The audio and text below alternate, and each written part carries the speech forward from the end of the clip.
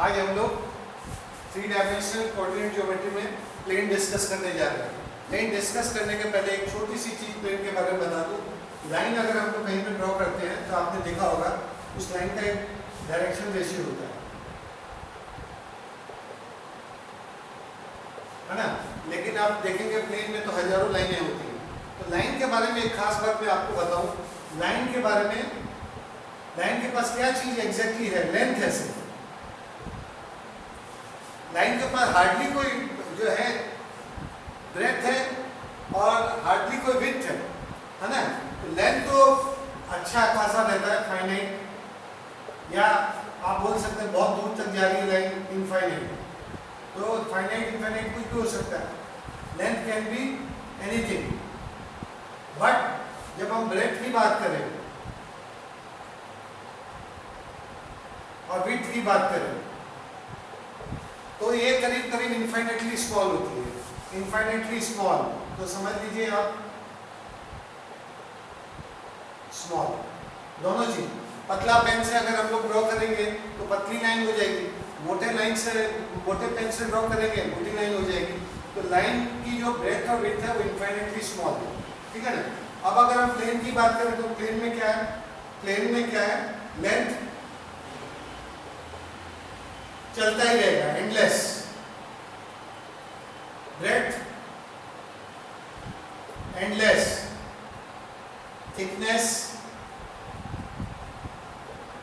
Infinitely small.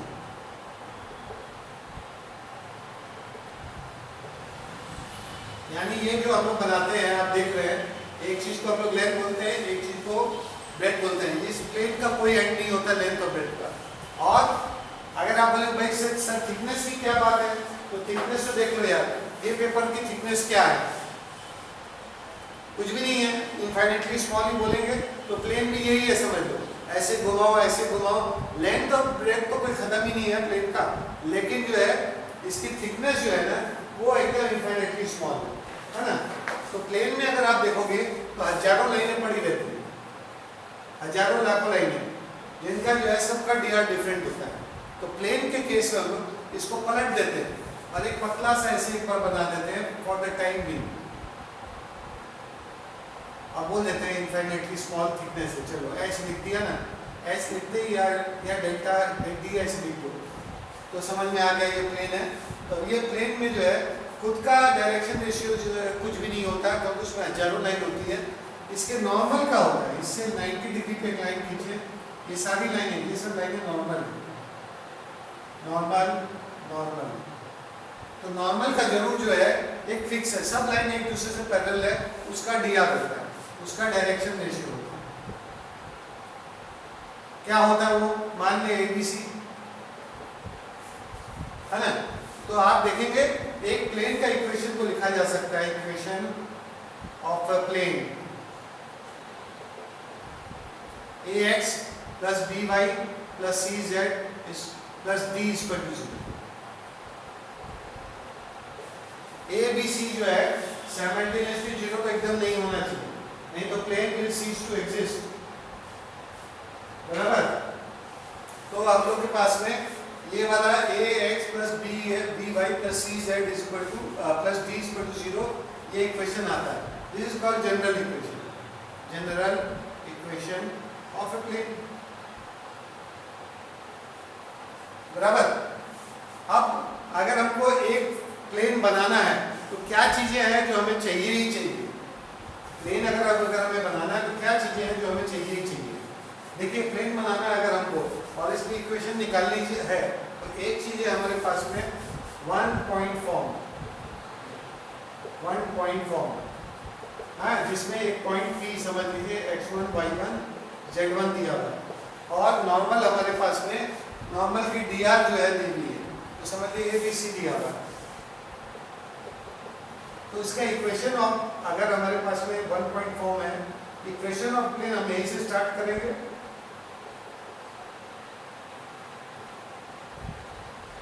ax plus by plus cz plus d is equal to 0। और इस पे ये अगर इस प्लेन का इक्वेशन है किसी भी प्लेन का, तो इसको ये पॉइंट जरूर सेटिस्फाई करेंगे। Therefore ax1 plus by1 because this point lies on this plane। और इसमें से इसको सब्ट्रैक्ट कर देंगे हम अगर पूरे को, तो हमें मिलेगा ax minus x1 plus by minus y1 plus cz minus z1 is equal to 0। b से b कैंसिल आउट हो जाएगा। This is the required equation of a plane in one point form। ठीक है। अब अगर आप प्लेन को अगर आप ठीक से देखें, अगर उसको एनालाइज करें, एनालाइज, तो ax plus by plus cz plus d is equal to 0। अब आपको लग रहा होगा इसमें 4 कांस्टेंट है a b c d, पर एक्चुअलिटी में 4 कांस्टेंट नहीं है। देखिए ध्यान से, अगर हम b से डिवाइड करेंगे a by dx plus b by dy plus c by dz plus 1 is equal to 0। ये इसको हम अगर आप a डैश लिखते हैं, सपोज कीजिए एक बार,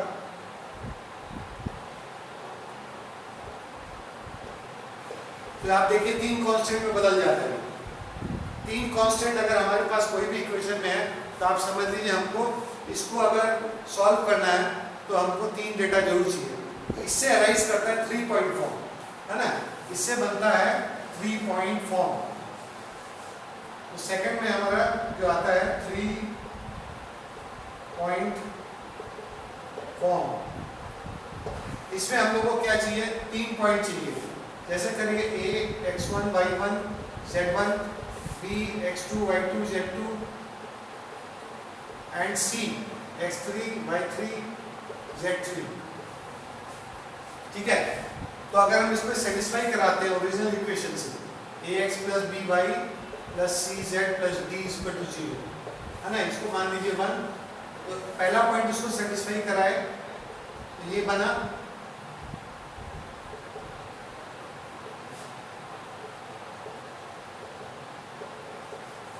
ठीक है। और पहला पॉइंट सेटिस्फाई करके सब्ट्रैक्ट करा दिए तो ध्यान से देखिएगा ये बना,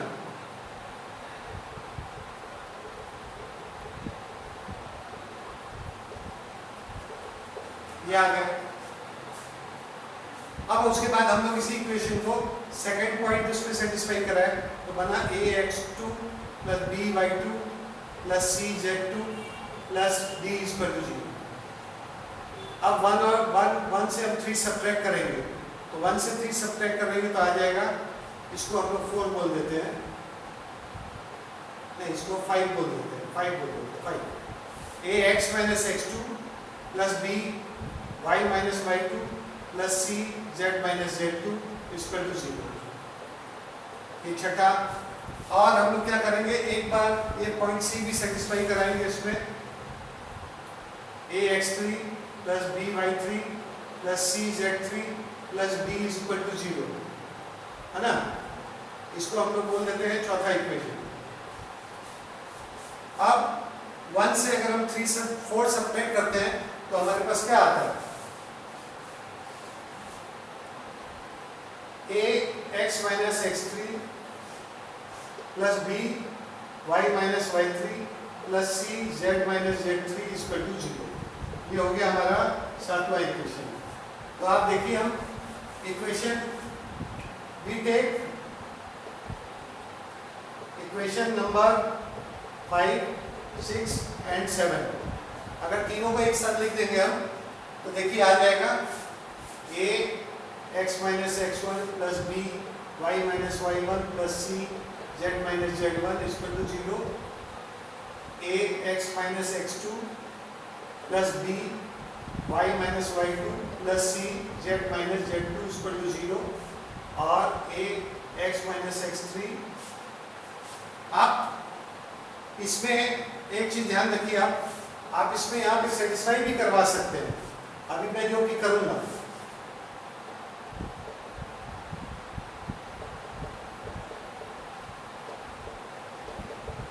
अब इन दोनों में मैं x1 सेटिस्फाई कराऊंगा, satisfy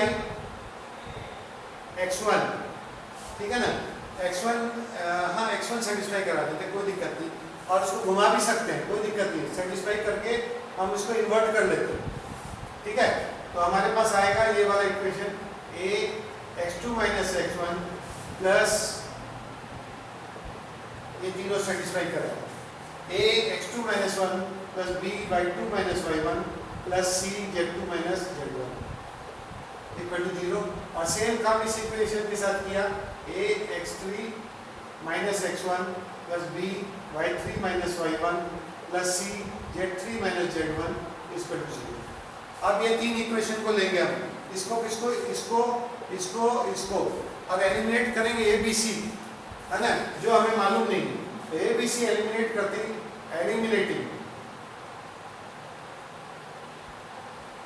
we get x minus x1 y minus y1 z minus z1 x2 minus x1 y2 minus y1 z2 minus z1 x3 minus x1 y3 minus y1 z3 minus z1 equal to 0। ये हमारा जो है actually में 3 point form है। This is the required 3 point form of a plane. तो ये एक अच्छी चीज है, इसे नोट किया जाए कि 3 पॉइंट फॉर्म कैसे हम लोग को डिराइव किया जाता है।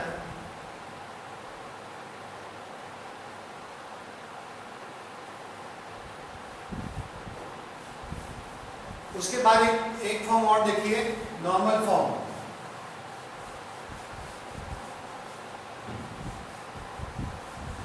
नॉर्मल फॉर्म में क्या होता है,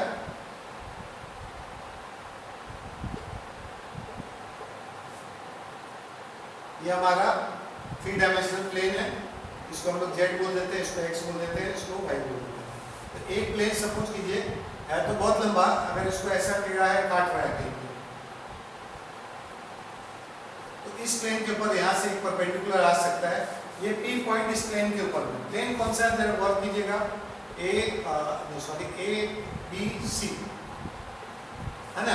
लेकिन ये यहाँ भी चलेगा, यहाँ भी जाएगा, यहाँ भी जाएगा, जाने दीजिए, कोई दिक्कत नहीं। ये इतना हमको पता है, ये 90 डिग्री है, ठीक है। तो ये जो OP है, OP का मान लीजिए अगर LMN इसका डायरेक्शन कोसाइन है,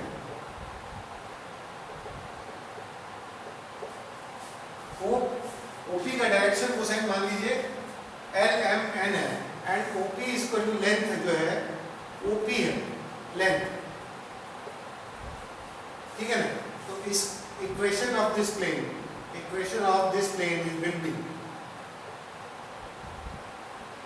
will be LX plus MY plus NZ is equal to P, है ना।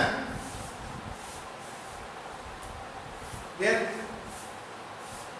E is any point x, y, z।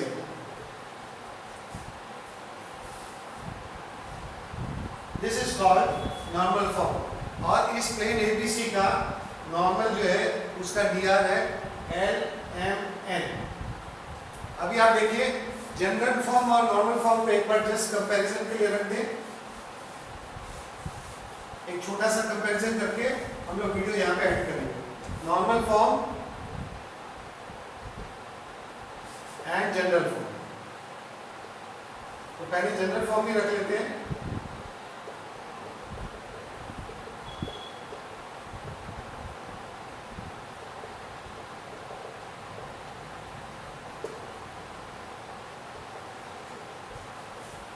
एक प्लेन में ये दोनों इक्वेशन हो सकते हैं, तो कोई खास बड़ी बात नहीं है। ये भी उसमें भी कन्वर्ट किया जा सकता है, इसमें भी कन्वर्ट किया जा सकता है।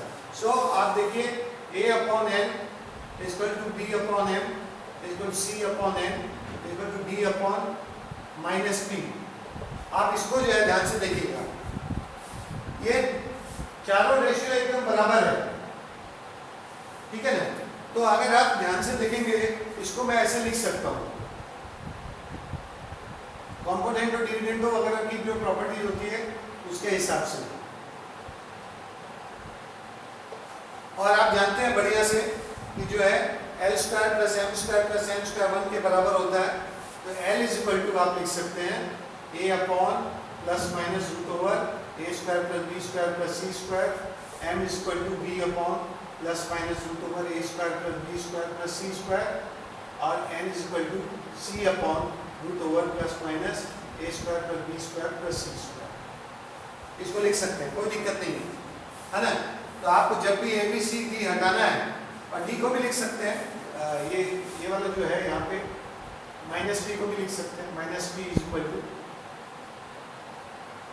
D into plus minus, sorry D minus D कर दिया, हाँ, D upon plus minus root over A square पर B square plus C square. तो आप देख सकते हैं इन सबको एक दूसरे में कन्वर्ट करना बहुत ही आसान है। एल एम एन की वैल्यू आ गई, आप आराम से जो है इसमें ये यहाँ पे डाल दीजिए इसको, तो ये कन्वर्ट हो जाएगा किसमें, इसमें कन्वर्ट हो जाएगा, काम खत्म। तो एक दूसरे में कन्वर्ट करना काफ़ी आसान है। तो आप, मैं समझता हूँ आज के लिए वीडियो इतना काफ़ी है। फिर हम लोग नेक्स्ट क्लास में जो है इंटरसेप्ट फॉर्म वगैरह करेंगे और एंगल बिटवीन द प्लेन्स करेंगे। Thank you very much.